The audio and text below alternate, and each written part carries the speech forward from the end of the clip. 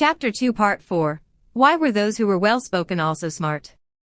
How were they able to spew out the words and phrases they had learnt non-stop? Usually, even if someone were to forget what they were about to say, they wouldn't stop there, would they?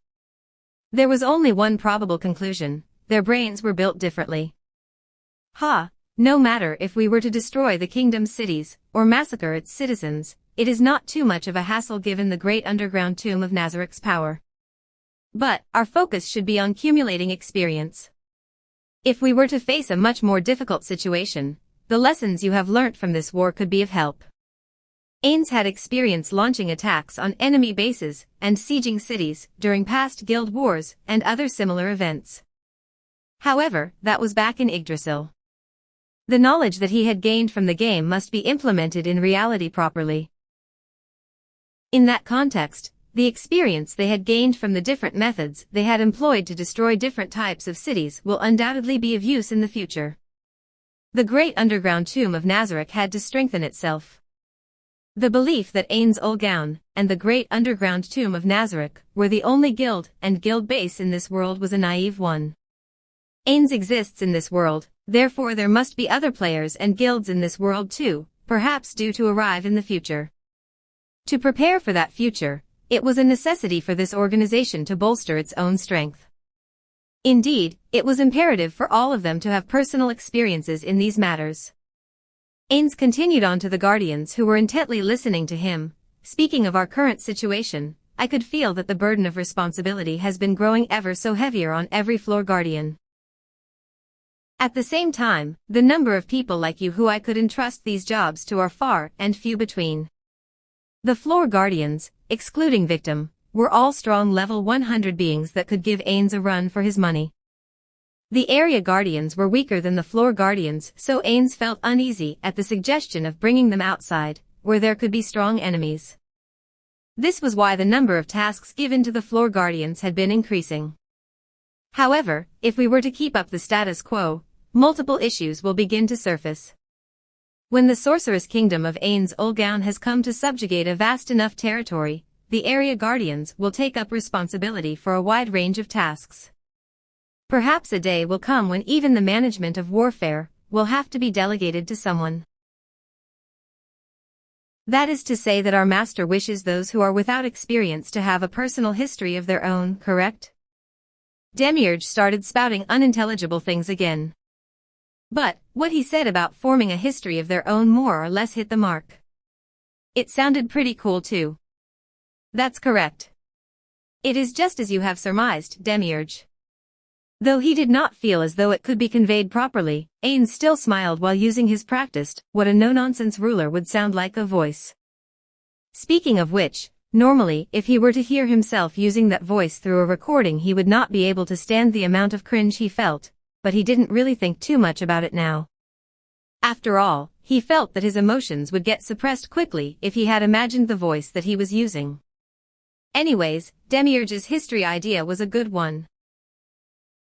They had gained the knowledge of various types of methods to siege cities during this invasion against the kingdom, and they should record all of it down in a book or something. With the area Guardians as their focus, the denizens of the great underground tomb of Nazarik should be able to gain some knowledge through these shared experiences, right? Of course, as the saying goes, a picture is worth 1,000 words. Those who had experienced something firsthand could learn more from it than those who had only heard about it afterwards. However, he felt that they would not be able to have many more opportunities like this one. Now then, floor Guardians, from this day onwards, try to come up with as many unique strategies to siege cities. Demiurge and Albedo, both of you are far too brilliant for this, so just listen, and note down the others' proposals. From my perspective, up till now Shaltir has been the most creative in her strategies. Is Ains Sama talking about how I used the frost dragons to drop soldiers in from the sky Arinsu? That is correct. I believe that it was because I had entrusted Shaltir with all the transportation-related tasks that she was able to come up with that idea. With this tactic as the basis, we could organize, what was it called again? Paratroop? To be able to organize something like that isn't bad at all. She had not just used dragon breaths for hit-and-run tactics, but to drop soul eaters from 500 meters above into the city. The Soul Eaters would heal themselves, then rampage through the city killing masses with their aura. Even if it was Soul Eaters, to drop them from 500 meters up would inevitably incur some damage. In this world, acceleration due to gravity did not seem to be affected by air resistance, so one's free-fall velocity could increase infinitely. That may or may not have been the case, but Ains did not want to spend the time and effort on that kind of experiment, so he did not have detailed information. Soul Eaters were able to activate an aura that consumed souls to convert them to HP, which meant that this strategy included a way to negate the fall damage taken by the units almost immediately. Though that plan was a failure in some aspects, but it was a good lesson to learn from for the future. Long story short, they were smashing through rooftops. Aura laughed as she read through the report, and Ains did the same in his mind. Of course, they were not laughing at Shaltu's strategy, it was just something that they had not expected, but was so obvious in hindsight. Of the Soul Eaters who were dropped from above, an individual bounced off some pointed rooftops, flew off at an odd angle, and took more damage than they had expected. That was still better compared to the one who smashed through the roof, tried to ram down the doors, and ended up getting stuck. Of the 4 that were dropped, only one of them wound up immobilized. The sample size was small, but the rate of failure ended up quite high nonetheless. It would be best to conduct this experiment a few more times, we may be able to gain valuable data from these dropped troops. Yes. I will leave it to you then, choose a few cities to experiment on. As Ains-sama wills it, I will draw up and execute those plans immediately. The other details that caught Ains' eye included how 300 Elder Liches were used to carpet bomb a city by synchronizing their fireball spells and how assassins were sent to assassinate the head of a city, whereupon the invasion would commence whilst the city was plunged into chaos.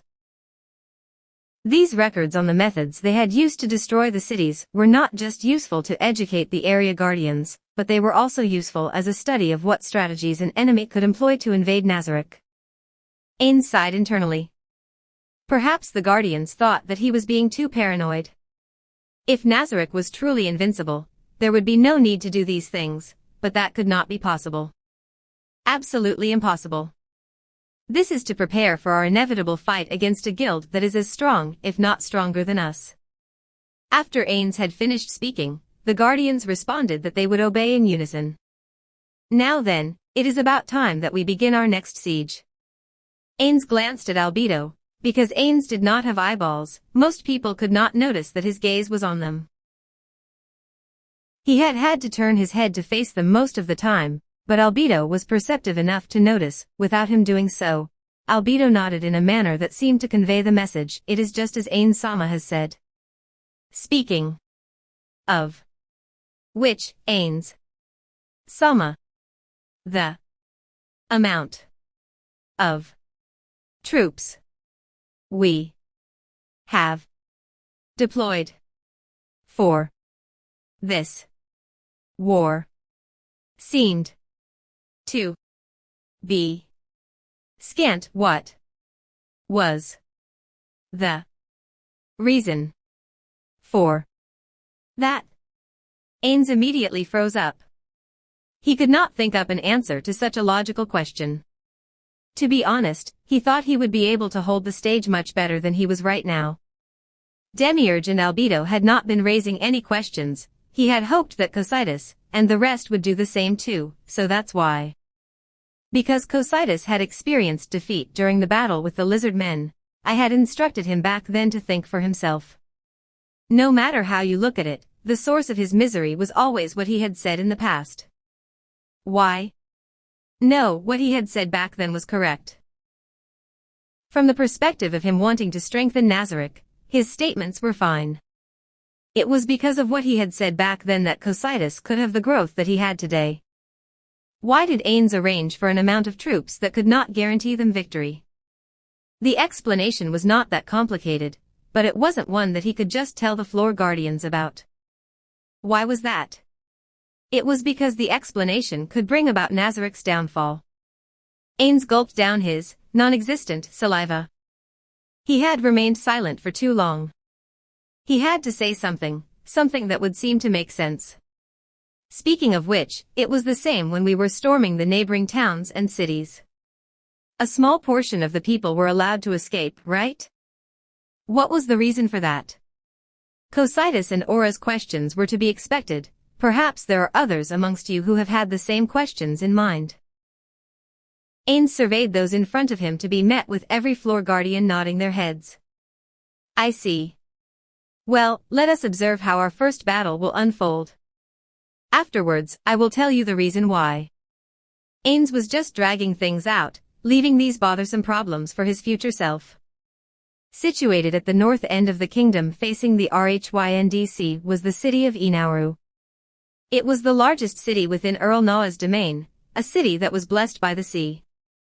Even though it was the largest city within the domain, if you were to head east across the domain's border, you would not be too far off from the city famous for its naval port, Ryirovua. That city had more landmass and ships docked within its ports. The only advantage Inauru had over that city was probably that it had better fish hauls. That is to say, Inauru was of no strategic purposes whatsoever. It was safe to say that gourmets were the ones who accentuated the true value of Inauru. Earl Na's lineage had been researching seafood for generations in order to secure the bragging rights that they had the best seafood in the entire kingdom. Said research produced a sauce, made by mixing soy sauce and honey, used to glaze over other ingredients. Heat had to be controlled precisely during the grilling process to prevent the sauce from burning. All of this cumulated into the creation of Inauru-style grilled fish, a story that was quite widespread. The atmosphere of such a city remained the same regardless of the declaration of war up till a few days ago. Fishermen still sailed out to fish, and the markets were still packed with people shopping for fresh fish and shellfish. Other than the decrease in the number of traveling merchants on the streets, life went on as usual in the city. It was inevitable that no one took any special actions. They had received the news of the Sorceress Kingdom declaring war on the kingdom from a messenger sent from the capital around a month ago, but they did not believe that the Sorceress Kingdom would attack the northernmost reaches of the kingdom. By conventional logic, before that happened, the capital would have fallen and ended the war. There were also other major cities neighboring them that belonged to other domains, never mind the numerous villages within their own domain. The Sorceress Kingdom would have to go through them before they got to this city. If and when the war reached them, they should receive requests for aid from those towns first. That was why they did not attempt to bolster defenses. The most they did was make preparations to send their levies. However, things did not turn out the way they had expected. The neighboring baron, a few of his subordinates, and the rest of his family had hurriedly escaped to Inauru. The baron's explanation was simple: some undead suddenly showed up and slaughtered every single civilian in my domain. The undead could spawn naturally, and ones that could destroy entire villages were not unheard of. But, for such a strong undead to naturally spawn took time. Excluding the Katsa Plains, numerous weaker undead would have to occupy a place before there was even a chance for stronger undead to show up. If his domain was well managed, it would be easy to have the undead stifled in their cradle before they could even contend, so to speak. Which was why strong undead normally did not appear close to human civilization. There were only two exceptions to this rule. Either there was an evil magic caster who could control the undead close by, or that undead had traveled there from some faraway land. If that was the case, there was only one person that came to mind. Ains Ulgaun, the Sorcerer King. They must have also received the intel that the war was declared. If they were to treat that undead as part of the Sorceress Kingdom's army, everything made sense. Except, questions kept arising one after another. What about the other neighboring cities? How numerous are the enemy's forces? What kind of an undead army is it? What happened to the capital? Questions other than those kept on surfacing, but there were more important matters to tend to before they could deduce the answers to those questions. After they had listened to the Baron's retelling in detail and analyzed the intel they had on hand, they predicted that Inauru was on the path that the undead would march through to invade the kingdom. They immediately send messengers on fast horses to every village and town within their domain, ordering them to evacuate. With the information they had, they could not tell for what purpose was the Sorceress Kingdom's army marching towards such a remote port. Perhaps it was because the Sorceress Kingdom was a landlocked nation, and wanted to get their hands on a port city immediately, so they chose to attack such an unfortified place. Perhaps they were hoping to use Inauru as a staging ground for their future war efforts. Though it was still dangerous for people to evacuate to the city, there weren't many who could outrun the ever-encroaching army of the Sorceress Kingdom and make it to the other domains. In the end, the vast majority of people chose to stay within the somewhat defended walls of Inauru. 5 days after the evacuation of the citizens within the domain had ended, they sighted the silhouette of the undead from atop the watchtowers of Inauru.